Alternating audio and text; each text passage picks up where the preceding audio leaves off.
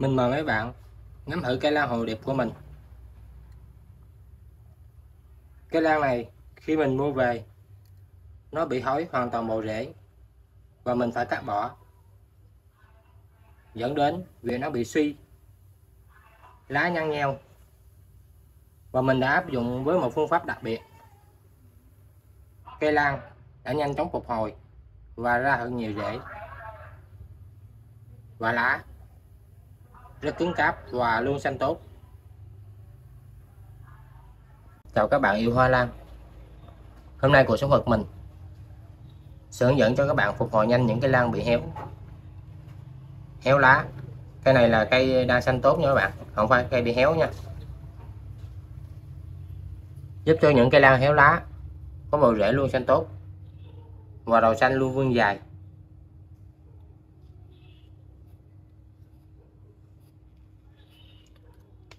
Thì đây là cây lan mình đã áp dụng với phương pháp này khoảng 2 tháng thì bộ rễ rất khỏe mạnh và lá cực kỳ xanh tốt. Hiện tại trong vườn mình không có những cây lan héo. Mình xin mạn phép lấy một cây lan mà mình đã cố tình để cho nó héo.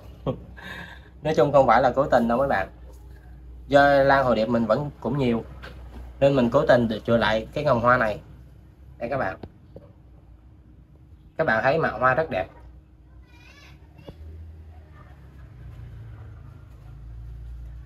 Cây lan này là mình mua cùng thời điểm với cây lan bên đây, mấy bạn. Hai cây lan này có một cái đặc điểm chung, đó là khi mua về là hai cây lan đang có ngồng và rễ thì bị thối rất nhiều. Thì lúc đó mình xử lý bằng cách nào? Nếu các bạn có những cây lan giống như của mình, khi mới mua về, mua những cây lan đang có ngồng mới mua về mà rễ bị thối nhiều, thì đương nhiên những cái rễ thối đó chúng ta phải cắt, loại bỏ những cái rễ thối và xử lý lại với hút kích rễ và đem đi trồng. Sau khi trồng được khoảng 5 ngày để cho bộ rễ ấm và ổn định với cái giá thể mới, thì mình đã áp dụng một cái phương pháp để giúp cho bộ rễ hấp thụ nhanh các chất dinh dưỡng nhất có thể. Thì hôm nay cuộc sống thực mình sẽ chia lại cái phương pháp mà mình đã áp dụng như thế nào để phục hồi những cây lan có bộ lá nhăn nheo do mất sức, những bộ lá rất nhăn do mất sức. Cây này là do mình để cái vòi hoa nên nó bị mất sức và lâu phục hồi, nhưng nó vẫn ra được những chồi non. Đây các bạn, và rễ nó vẫn đang phát triển rất tốt. Thì đối với những cây lan mới mua về mà bị héo, bị nhăn nheo, bị thối rễ nhiều, mấy bạn nên cắt bỏ cái vòi hoa này, không nên chừa lại, để cho cây tập trung chất dinh dưỡng phục hồi, không tập trung chất dinh dưỡng để nuôi vòi hoa nữa. Vì nếu nuôi vòi hoa thì cây của chúng ta sẽ bị thiếu chất dinh dưỡng, dẫn đến cây chậm, cây bị suy và chậm phát triển, lá rất nhỏ. Thì để cây mau phát triển, phục hồi được như cây bên đây, thì các bạn áp dụng phương pháp này cho mình một cách rất đơn giản.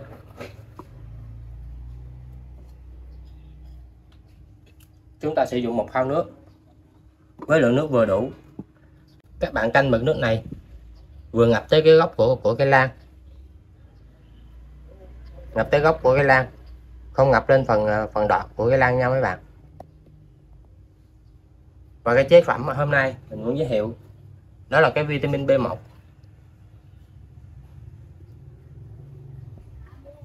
Thì như các bạn cũng biết, B1 không phải là một loại chất dinh dưỡng, nhưng nó là một chất xúc tác, có rất nhiều vitamin, xúc tác và hút đẩy, dễ lan hấp thụ nhanh các chất dinh dưỡng và lưu chuyển các chất dinh dưỡng đó nhanh hơn.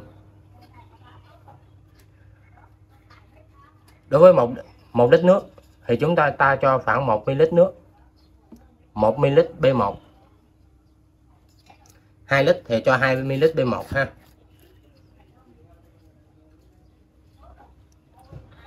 Chúng ta cho vitamin B1 vào nước, khuấy đều hỗn hợp này lên.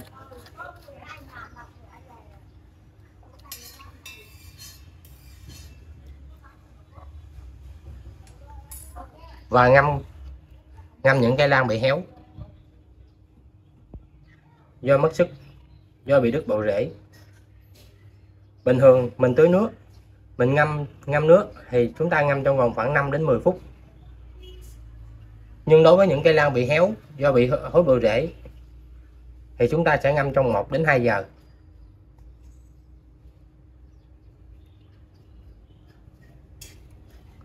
Và đặc biệt lưu ý,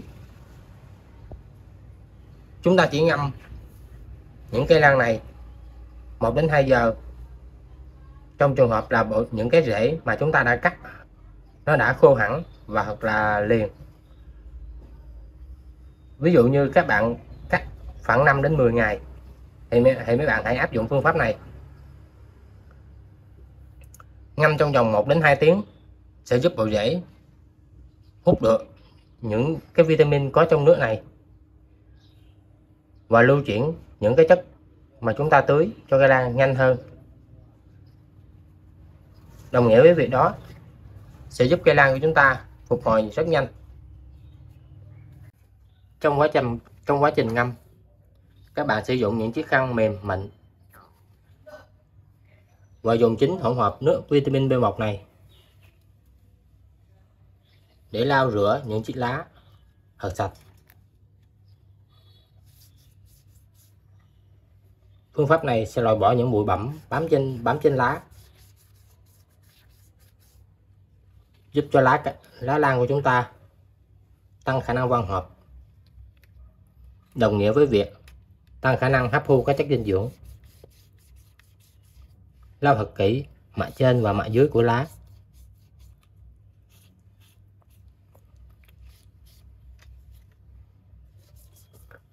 Phương pháp này các bạn cũng có thể áp dụng đối với những cây lan bị héo do thiếu nước.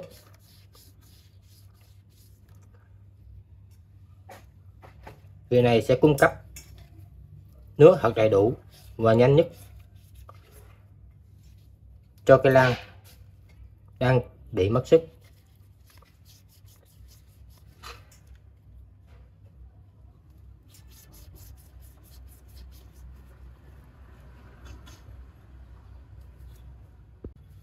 Sau khi ngâm từ 1 đến 2 giờ, chúng ta sẽ treo giò lan của chúng ta vào vị trí tránh ánh nắng trực tiếp, thông thoáng, có nhiều gió.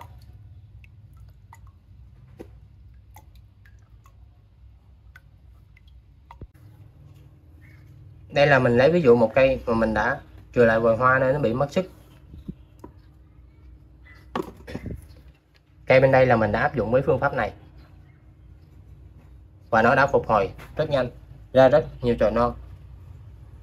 Lá này thì bị lỗi, nhưng lá này cực to và cứng cáp và xanh rất cứng, và đặc biệt bộ rễ đang phát triển rất mạnh.